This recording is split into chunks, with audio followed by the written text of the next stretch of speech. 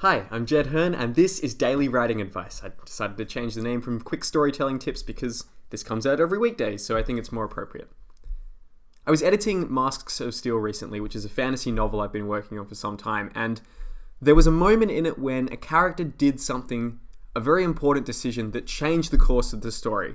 And it was interesting, and I thought it worked well, but the more I thought about it, the more I realized the character didn't really have a choice. They did the thing that is the easiest thing for them to do in the circumstance that the circumstance was sort of forcing them to do. So as I go back into the next draft of it, I'm going to change that because I think it's so much more powerful if characters have genuine choices that affect the narrative. So let's have an example here. Example 1.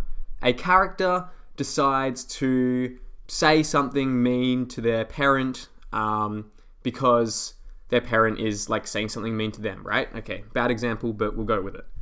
So if the parent has been like abusing them or whatever, and then the character spits this back at them, it kind of feels like the only logical choice in the scenario, right? Like it's an argument between them.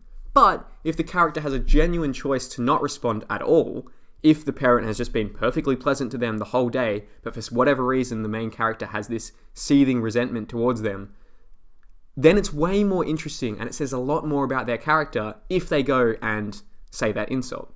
So I had the same thing with my story. The character made a decision that really affected the narrative, but they didn't really have too much agency in that decision. It was just sort of what they had to do. So when I go back and when I'm editing this, I'm going to change it so that they have way more agency in the decision, so that there's genuinely two things for them to choose from. And so then it becomes not, I have to do this bad choice because I don't have a choice. Then it becomes, I have two choices and they're both bad. What's good about that is whichever choice your character chooses is going to reflect a lot about her true nature. And that's going to allow you to characterize them better and to create a more gripping plot.